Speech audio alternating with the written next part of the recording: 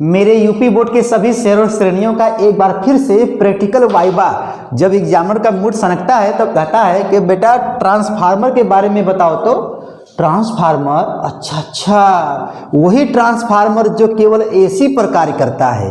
एक क्वेश्चन हो गया वाइवा का कि ट्रांसफार्मर किस पर कार्य करता है, तो मेरा शेर जब बोलेगा केवल एसी पर कार्य करता है, डीसी पर नहीं। तो आपके सर जी बोलेंगे बेटा एसी पर कार्य करता है, डीसी पर नहीं कार्य करता है, तो आखिर क्यों?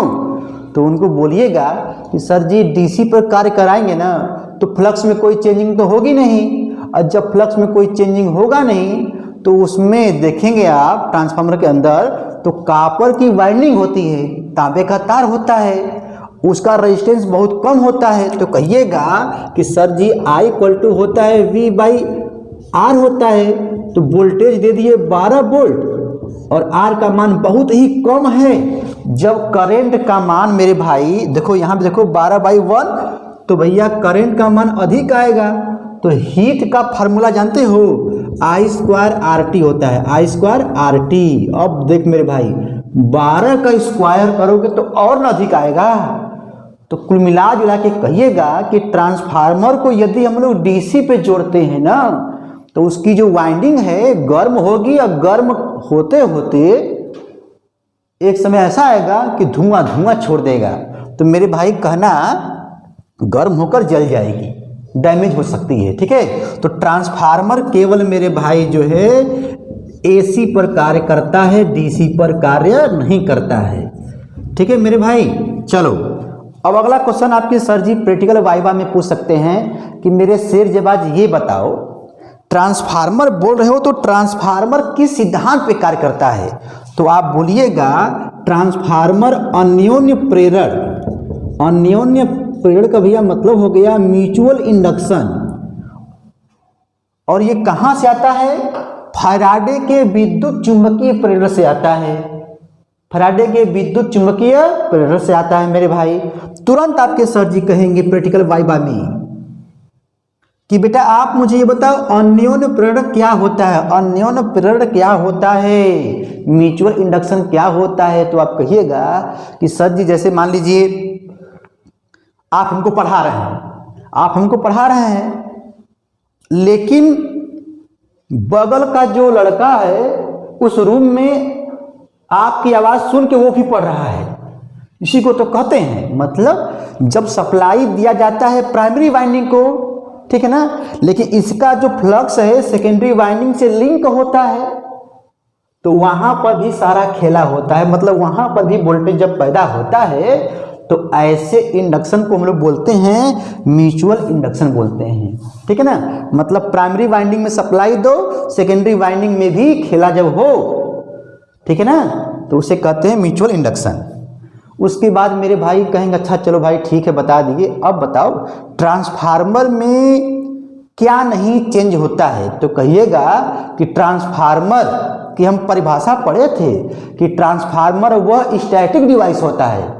स्टैटिक डिवाइस का मतलब मेरे भाई ये हो गया स्थिर डिवाइस, उसमें घूमने वाला भाग नहीं होता है, स्थिर भाग होता है सब कुछ, जो केवल एसी पर कार्य करता है, वोल्टेज और करंट लेवल को, वोल्टेज लेवल को अधिक कम करने के काम आता है। लेकिन अब देखो बोलोगे, लेकिन इस क्रिया के दौरान फ्रीक्वेंसी, फ्रीक्वेंसी मतलब आवृत्ति सेम होती है। क्या होती है मेरे भाई? सेम होती है। तो बोलिएगा ताबड़तोड़ में कि ट्रांसफार्मर में फ्रीक्वेंसी क्या होती है? सेम होती है। अच्छा मेरे भाई सबको लिख लेना, वीडियो को फिर से देख के लिख लेना। अच्छा कहेंगे बेटा बताओ ट्रांसफार्मर के प्रकार में बताओ। तो कहिएगा सर जी ट्रांसफार्मर तो वैसे कई प्रकार के होते हैं, लेकिन वोल्टता के आधार पर दो मानिए, एक होता है स्टेप अप, एक होता है स्टेप डाउन। तो कहेंगे बेटा स्टेप अप का मतलब कि सर जी मान लीजिए सप्लाई दे रहे हैं और वोल्टेज बढ़ जा रहा है, वोल्टेज बढ़ता है, ठीक है ना, बढ़ाते हैं सेकेंडरी पर आउटपुट में, तो वो कहलाता है स्टेप अप ट्रांसफार्मर। और यदि मान लीजिए वोल्टेज कम होता है आउटपुट पर, प्राइमरी से हम दे रहे हैं 230 और मिल रहा है 100 वोल्ट, तो ये क्या है? स्टेप डाउन है। क्या है मेरे भाई? स्टेप डाउन है। तो कहेंगे अच्छा बताओ बेटा स्टेप डाउन स्टेप अप कर रहे हो, तो अब बताओ इसमें कुछ इसके अंदर जाओ, तो कहिएगा, देखिए सर जी, स्टेप ऑफ का मतलब ये हो गया, कैसे पहचानोगे? हो सकता है कह दें कब, जब एग्जामिनर का मूड सनकता है ना तो लगता है टेढ़े टेढ़े क्वेश्चन करने, ठीक है ना। तो ये हो रहा है प्रैक्टिकल वाइवा ट्रांसफार्मर के इंपॉर्टेंट क्वेश्चन मेरे भाई 2023 एग्जाम के लिए।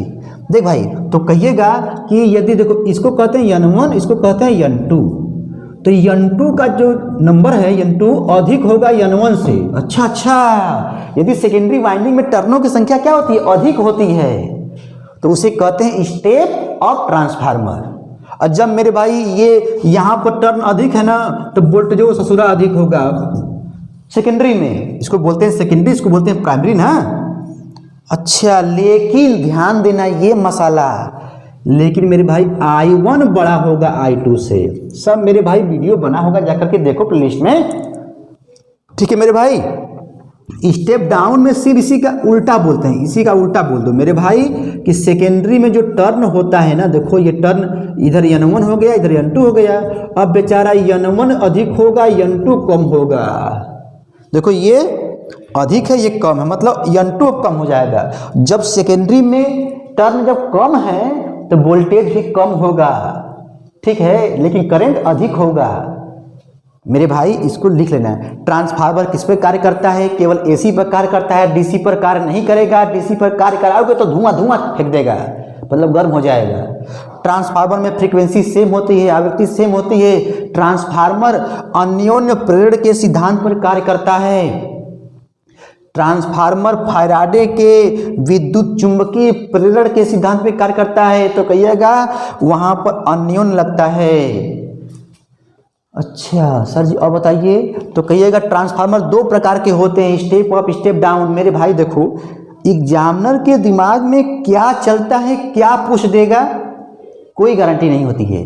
तो इसके लिए यदि आप लोगों को ट्रांसफार्मर आ रहा है ना तो चार्ट पेपर पर ट्रांसफार्मर बना लो, और जब भी प्रैक्टिकल वाइवा में सर जी कुछ पूछे ना तो कहिएगा सर जी ये हम बना के लाए हैं, देख लीजिए। तो जब देखेंगे तो वो जरूर पूछेंगे बेटा क्या बनाए हो? ट्रांसफार्मर बनाए हो? अच्छा, क्या होता है? ये होता है, ये कैसे कार्य करता है? तो कुछ न कुछ आप उसके बारे में बोलेंगे। और जो बच्चा प्रैक्टिकल वाइवा देते वक्त 20 सेकेंड 30 सेकेंड 1 मिनट 2 मिनट लगातार बोल दिया ना, कहेगा बेटा तुम जाओ, हो गया तुम्हारा, हो गया। अल्फा अल्फा दे के भगा देगा। सबका ट्रिक होता है, मतलब ट्रिक होता है सबका, ठीक है ना। तो कहने का मतलब आप लोग समझदार हो। ट्रांसफार्मर से संबंधित कोई भी क्वेश्चन आता है मेरे भाई, और यदि मान लो एग्जामिनर नहीं भी पूछता है पॉइंट और ट्रांसफार्मर का नाम दिया है तो कहना सर हम बताएं, हाँ बोलो बेटा बोलो। तो कहना सर ट्रांसफार्मर जो है AC पर कार्य करता है, तो पट से बोलेंगे क्यों AC पर कार्य करता है, DC पर नहीं करता है। नहीं सर जी DC पर कार्य करेंगे तो जल जाएगा। कहाँ जल जाएगा? तो कहना कि करंट का मान बहुत अधिक होगा। जब करंट का मान अधिक होगा तो I² RT जो है ना अधिक हो जाएगी, धुआं धुआं गर्म गर्म होकर धुआं धुआं छोड़ देगी मेरे भाई, समझे ना। तो बहुत सारा खेला है मेरे भाई। तो प्री बोर्ड एग्जाम चल रहा था, अब यहाँ पर प्रैक्टिकल होने वाला है, और यूपी बोर्ड एग्जाम 2023 मेरे भाई होने वाला है। हम जल्द ही लाइव क्लास लेने वाले हैं। तो यदि आप लोग नए होंगे ना तो घंटा घंटी दबा दीजिएगा, मैं फिर आऊँगा, ठीक है। पढ़ते रहो, दोस्तों तक यह वीडियो मेरे भाई जरूर शेयर करना, ठीक है। टाटा बाय बाय, पढ़ते रहो मेरे शेर जबाजों।